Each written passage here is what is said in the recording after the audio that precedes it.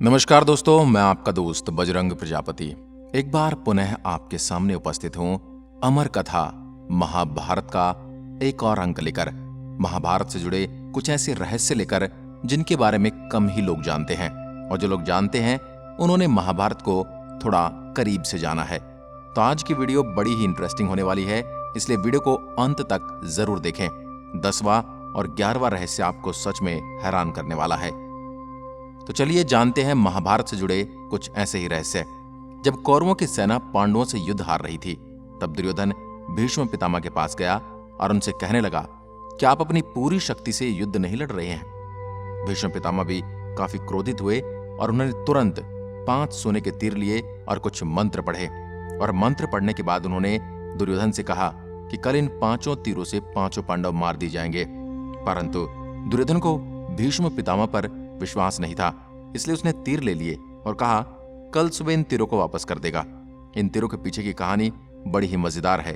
भगवान कृष्ण को जब तीरों के बारे में पता चला तो उन्होंने अर्जुन को बुलाया और कहा कि तुम दुर्योधन के पास जाओ और 5 तीर मांग लो, क्योंकि दुर्योधन ने तुम्हें एक वरदान देने की बात कही है, इसलिए एक वर तुम उनसे मांग सकते हो, क्योंकि दुर्योधन की जान तुमने गंधर्वों से बचाई थी और दुर्योधन इसे अपना अपमान समझता है, और जब तक तुम उससे कुछ मांग नहीं लोगे वो अपने इस अपमान से बाहर नहीं निकलेगा। इसके बदले उसने कहा था कि कोई भी चीज जान बचाने के लिए मांग लो। समय आ गया है कि अभी तुम उन 5 सोने के तीरों को मांग लो। दुर्योधन के पास अर्जुन गया और उसने तीर मांगे। क्षत्रिय होने के नाते और अपनी तरफ से कुछ देने के इच्छुक होने के नाते दुर्योधन ने अपने वचन को पूरा किया और वो तीर अर्जुन को दे दिए। नंबर 2, जब पांडवों के पिता पांडु मरने के करीब थे तो उन्होंने अपने पुत्रों से कहा कि बुद्धिमान बनने और ज्ञान हासिल करने के लिए वो उनका मस्तिष्क खा जाएं। केवल सहदेव ने इनकी इस इच्छा को पूरा किया और उनके मस्तिष्क को खा लिया। पहली बार खाने पर उसे दुनिया में हो चुकी चीजों के बारे में जानकारी मिली, दूसरा हिस्सा खाने पर उसे वर्तमान में घट रही चीजों के बारे में जानकारी मिली, और तीसरा हिस्सा खाने पर उसे भविष्य में होने वाली हर घटना की जानकारी मिली। यदि मूल महाभारत की बात की जाए तो ऐसा कोई प्रसंग उसमें नहीं होता है। और दिमाग खाने से मतलब यह है कि यदि आपके पास प्रश्न है, आप कोई विद्या सीखना चाहते हैं या उससे बहुत कुछ जानना चाहते हैं, तो आप उनसे अनेकों प्रश्न कह सकते हैं। नॉर्मल भाषा में भी हम कई बार कहते हैं कि इसने तो मेरा दिमाग खा लिया। उसका मतलब ये नहीं कि उसने अपने दिमाग के टुकड़े टुकड़े करके खा लिए।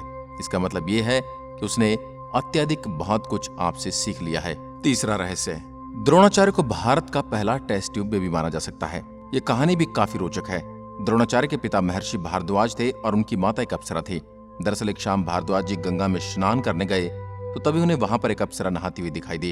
उसकी सुंदरता को देख ऋषि मंत्र मुग्ध हो गए और उसकी सुंदरता के कारण ही उनका वीर्यपात हो गया, जिसको उन्होंने एक मिट्टी के बर्तन में जमा करके अंधेरे में रख दिया। इसी से द्रोणाचार्य का जन्म हुआ था। नंबर 4, अभिमन्यु की पत्नी वत्सला बलराम की बेटी थी। बलराम चाहते थे कि वत्सला की शादी दुर्योधन के बेटे लक्ष्मण से हो। वत्सला और अभिमन्यु एक दूसरे से प्रेम करते थे। अभिमन्यु ने वत्सला को पाने के लिए घटोत्कच की सहायता ली थी। घटोत्कच ने लक्ष्मण को इतना डराया कि उसने कसम खा ली कि अब पूरी जिंदगी शादी नहीं करेगा। नंबर 5, अर्जुन के बेटे इरावन ने अपने पिता की जीत के लिए खुद की बलि दी थी। बलि देने से पहले उसकी अंतिम इच्छा थी कि वह मरने से पहले विवाह करना चाहता है, मगर इस विवाह के लिए कोई भी लड़की तैयार नहीं थी, क्योंकि शादी के तुरंत बाद उसके पति को मरना था। ऐसी स्थिति में भगवान कृष्ण ने मोहिनी का रूप लिया और इरावन से न केवल शादी की बल्कि एक पत्नी की तरह उससे विदा करते हुए रोई भी। नंबर 6, सहदेव, जिसे अपने पिता का मस्तिष्क खाकर बुद्धिमान बना था।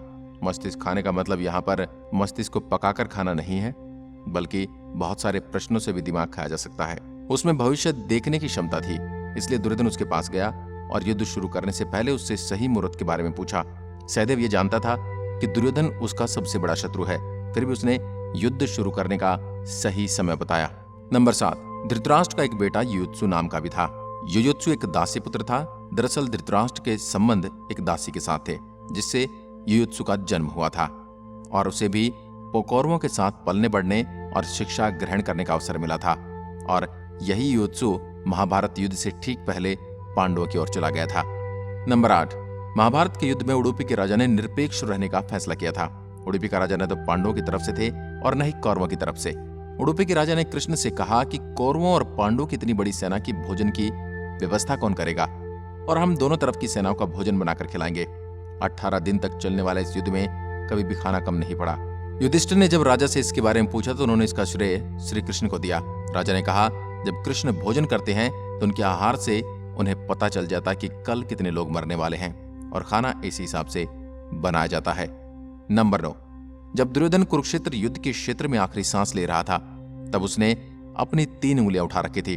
भगवान कृष्ण उसके पास गए और समझ गए कि दुर्योधन कुछ कहना चाहता है। अगर वह 3 गलतियां युद्ध में न करता तो युद्ध जीत लेता, मगर भगवान कृष्ण ने कहा कि दुर्योधन, अगर तुम कुछ भी कर लेते तब भी तुम युद्ध हार जाते।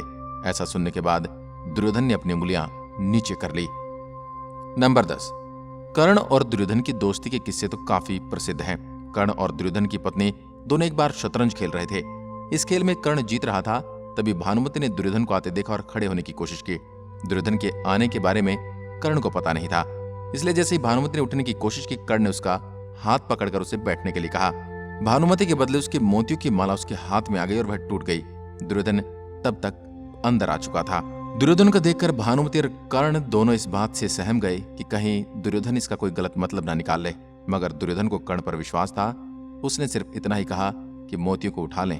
नंबर 11, कर्ण दान करने के लिए काफी प्रसिद्ध था। कर्ण जब युद्ध क्षेत्र में आखिरी सांस ले रहा था तो भगवान कृष्ण उसकी दानशीलता की परीक्षा लेना चाहिए।